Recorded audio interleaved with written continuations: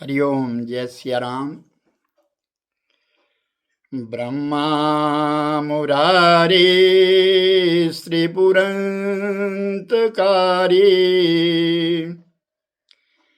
भानु शशि भूमि सुतो बुधश्च गुरुश्च शुक्र शनिराहु केतव कुर्वन्तु सर्वे मम सुप्रभातम्। कुर्वन्तु सर्वे मम सुप्रभातम्। जय सिया राम। माघ का महीना है, मकर का महीना है और सर्दियां तो सबको मालूम ही हैं। दिन में धूप लगती है और सुबह और शाम और खासकर इस समय बहुत सर्दी है। सचमुच में सत्य कहा है महापुरुषों ने। आयुर्वेद में भी कहा है कि 60 साल के पश्चात व्यक्ति को स्थिरता लानी अनिवार्य है। कम चलो और इस सर्दी में बाहर मत निकलो, क्योंकि हमारा इम्यूनिटी भी सब चीज जो है कमजोर हो जाती है। इसलिए आराम से धीरे धीरे धीरे धीरे। मैं कल राजीव दीक्षित जी को सुन रहा था, जो बड़े गुणवान हुए, जिन्होंने आयुर्वेद की वाग्भट के द्वारा बहुत खोज करी। 13,000 सभाएं करी उन्होंने अपने जीवन में, और वो जो कहते थे वो सत्य कहते थे। अनुभव भी था, बहुत अनुभव था। उन्होंने भी ये कहा है कि 60 साल से ऊपर जब हो जाएं तो सबसे पहली बात, बहस कम करो। अक्रोधेन जायते क्रोधा, दूसरी बात। तीसरी बात, अपने आप संभल करके रहो। दूसरों का आश्रय अगर रखना है तो कम हो जाओ, छोटे बन जाओ। मेरे भाई बहन, जो परमात्मा करता है वो अच्छा करता है। ईश्वर जैसा भी करता है अच्छा करता है। कुछ लोग समझ जाते, कुछ नहीं समझते। एक ताओ कथा है। ताओ ये चीन में है और उस ताओ कथा में कहा है कि चीन का कोई किसान अपनी खेती बाड़ी करता है। छोटा सा परिवार है, एक पुत्र है, पत्नी है, बस 3 ही व्यक्ति है, और अपने पास एक घोड़ा रखा है। उस घोड़े से सारा काम लेता है। आज एक संयोग बना कि उस किसान का घोड़ा भाग गया, और जैसे ही वो किसान का घोड़ा भागा, काफी ढूंढा लेकिन नहीं मिला। एक जगह नहीं, कई जगह ढूंढा लेकिन नहीं मिला। जब नहीं मिला तो किसान चुपचाप बैठ गया। भाई क्या करना, अब नहीं है, चला गया। अब 1 दिन बीता, 2 दिन बीते, 3 दिन बीत गए, और चौथे दिन तो घोड़ा आ गया। और चौथे दिन वो घोड़ा आ गया, और अकेला नहीं आया, 4 घोड़े और लेकर के आया। और वो घोड़े कौन से? वो जंगली घोड़े। बहुत रिष्ट पुष्ट बलवान घोड़े, जंगली घोड़े, 4 घोड़े लेकर के आया। गांव वाले देखने आए, बड़े प्रसन्न हुए, सब बधाइयां देने लगे। धन्य है भाई, तेरा भाग्य, तेरा नसीब तो बड़ा है। उस किसान का एक ही पुत्र है, वो भी बड़ा प्रसन्न हुआ। लेकिन किसान समता में है, उसे कोई खुशी नहीं है। आ गया तो भी अच्छा, चला गया था, ढूंढना मेरा काम था, नहीं मिला, नहीं मिला। समता में बराबर है। अभी 3 दिन बीते थे, उस किसान का बेटा एक जंगली घोड़े के ऊपर सवार हो गया। अब वो जंगली घोड़ा है, उसके ऊपर तो आज दिन तक कोई बैठा नहीं था। वो भाग गया, भाग गया वो घोड़ा, और भाग करके जंगल के बीच में चला गया, और जंगल के बीच में जाकर के उसने उस किसान के बेटे को गिरा दिया। उसकी टांग टूट गई। पीछे दौड़े लोग देखने के लिए, कहां गया, कहां गया, कहां गया, क्योंकि उसका वेग इतना था, चाल इतनी थी, जिसको संभालना मुश्किल था। अब उस बेटे की टांग टूट गई, लेकिन किसान को कोई फर्क नहीं पड़ा। वो वैसा ही है, ना खुश है ना दुख है, समता में। अब वो अपने पलंग पर पड़ा हुआ है, माँ बाप उसकी सेवा कर रहे हैं, लेकिन कोई मन में कोई दुख नहीं है किसी प्रकार का किसान। अभी 4था दिन बीता कि उस दिन क्या हुआ कि चीन के बड़े बड़े सिपाही आए, क्योंकि चीन में राज ये है कि जिसको वो चाहे उसको सिपाही बना ले। सारे गांव के बेटों को कहा, सब किसानों को, सबको इकट्ठा किया, चलो फौज में भर्ती होना है, लड़ाई होने को तैयार है। सबको खड़ा कर दिया। अब जब किसान के बेटे के पास आए, खड़ा हो जा, तो उसकी तो टांग टूटी है। तो सारे गांव के तो दुख जताने आए थे पहले, लेकिन किसान फिर भी ऐसा था, सारे गांव के जितने नौजवान बच्चे थे, नौजवान थे, उन सबको सैनिक बना दिया। किसान का बेटा सैनिक नहीं बना। क्यों? उसकी टांग टूटी हुई थी। तो फिर किसान के पास सब लोग आए और फिर कहने लगे, तेरा बेटा बच गया, और तो हमारे बेटे तो चले गए, अब मौत के मुंह में गए हैं, पता नहीं आए ना आए। किसान ने कहा, जो वो करता है वो अच्छा करता है, जो भगवान करता है वो अच्छा करता है, उसी के ऊपर संतोष रखो। अक्रोधेन अक्रोधन च अक्रोधेन जयते क्रोधा। जो क्रोध नहीं करता वो क्रोध को जीत लेता है, जो क्रोध करता उसके ऊपर क्रोध हावी हो जाता है। एक जैन कथा है, जैन पुराण बना हुआ है, उसके अंदर एक कथा है। क्या?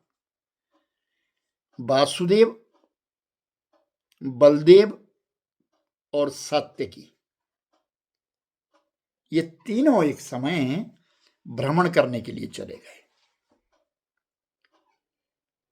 और भ्रमण करते करते भटक गए,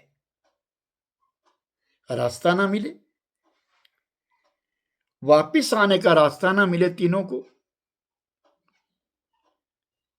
और जंगल के बीच में संध्या की बेला हो गई। अब संध्या की बेला में विचार कर रहे हैं कि 4 प्रहर तो रात्रि है, और हम 3 व्यक्ति हैं, 1 प्रहर तो हमारा बीत जाएगा, आधा प्रहर तो हमारा जागते जागते बीत जाएगा, और सुबह का जो आखिरी प्रहर है वो हमारी संध्या बंदन में बीत जाएगा। लेकिन बीच के जो ये 3 प्रहर है, इसलिए हम 3 व्यक्ति है, 2 व्यक्ति सो जाओ और 1 पहरा दो, ताकि कोई जंगली जानवर या कोई दुश्मन ना जाए।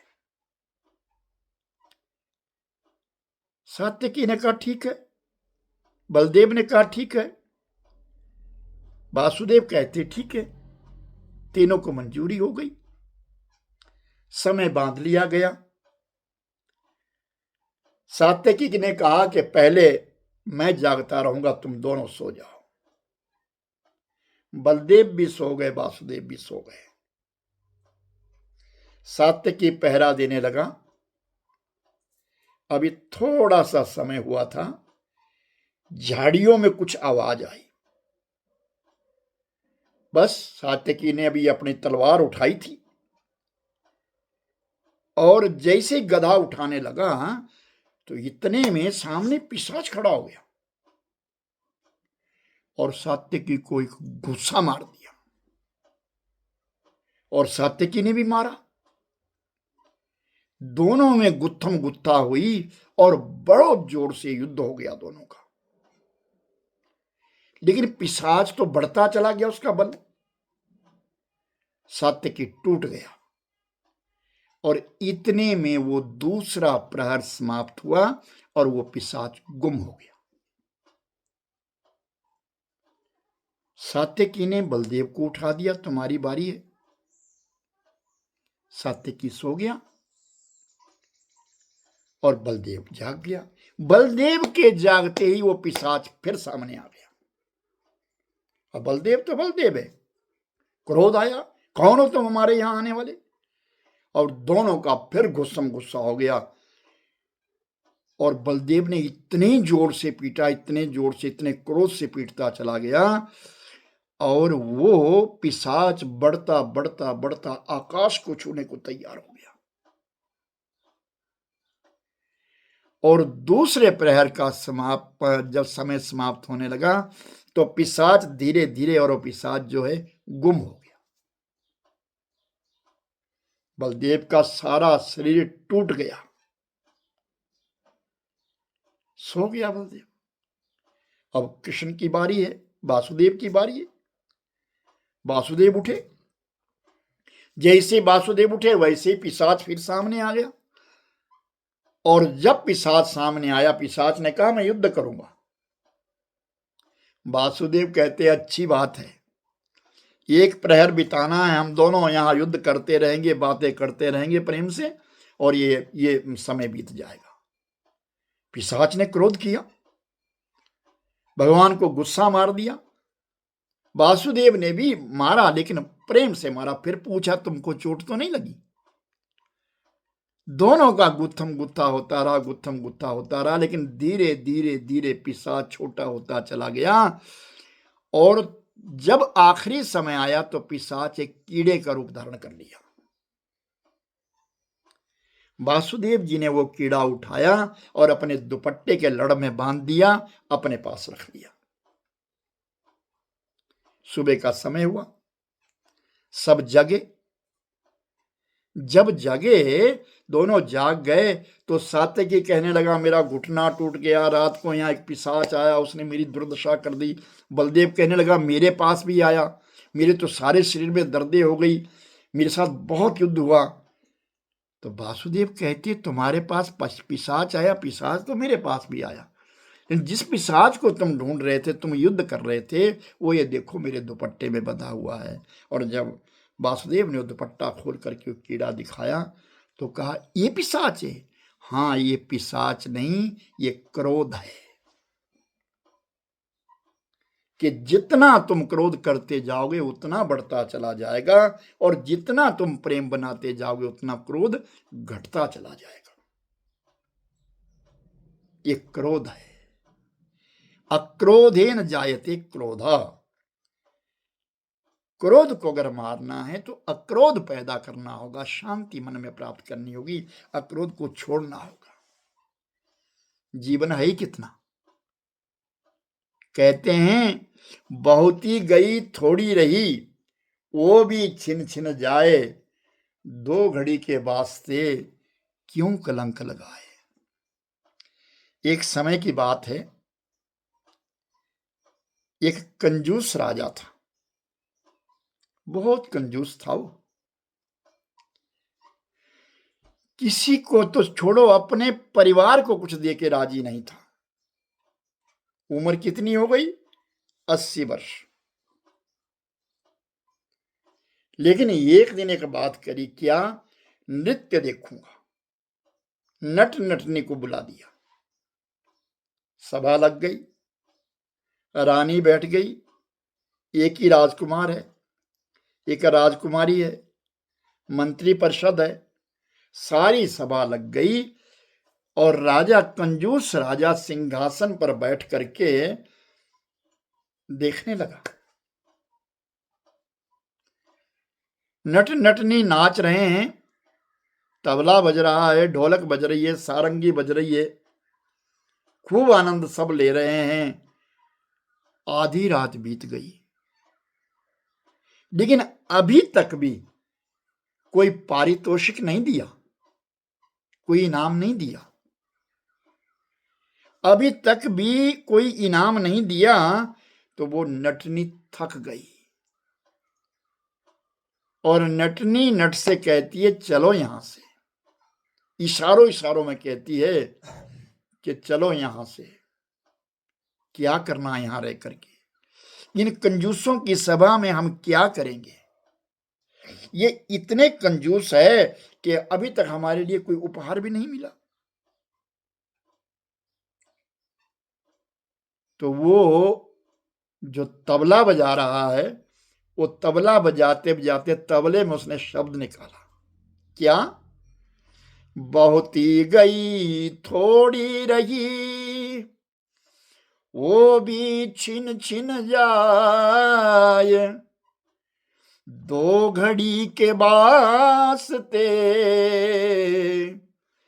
क्यों कलंक लगाए। कि जब रात बीतने को आ गई, थोड़ा सा समय रह गया है, अगर हम इस सभा को छोड़ करके जाएंगे तो राजा हमारे लिए दंडित कर देगा, हम कलंकित हो जाएंगे। राजा बैठा है, अभी कोई बात नहीं, बहुत चली गई, थोड़ी सी समय रहे है, नाच ले नाच ले। ऐसे उस तबले में उसने आवाज निकाली, तबले की थाप देते देते नटनी के पांव में जोश आ गया, फिर नाचने लगी।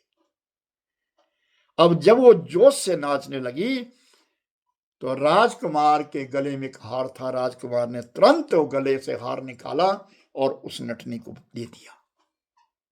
राजा को क्रोध आ गया, एक नर्तकी के सामने, एक नाचने वाली के लिए इतना सुंदर हार दे दिया तूने। लेकिन वो चुप रहा, वो चुप रहा। क्यों? उसने वो शब्द सुन लिया था कि दो घड़ी के वास्ते क्यों कलंक लगाए। मन में सोच रहा था, आज मेरा बाप सोएगा और सोते हुए अपने बाप का गला दबा दूंगा। ऐसे तो मेरे को जिंदगी में सिंहासन नहीं दिया इसने, लेकिन मैं इससे छीन लूंगा।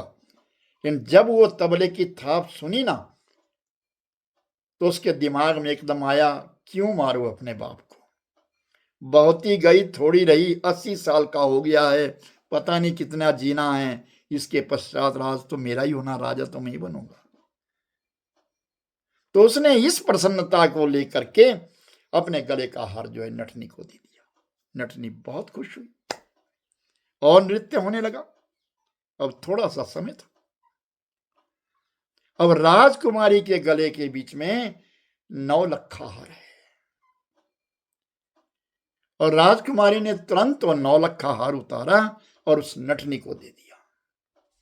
अब तो नट नटनी दोनों धन्य हो गए और जोर जोर से नाचने लगे। तो राजा फिर क्रोधित हो गया, लेकिन वो लड़की शांत है, क्योंकि राजा कंजूस था। लड़की शांत है और राजकुमारी शांत है। राजकुमारी मन ही मन में कह रही है, मैं अब क्रोध नहीं करूंगी।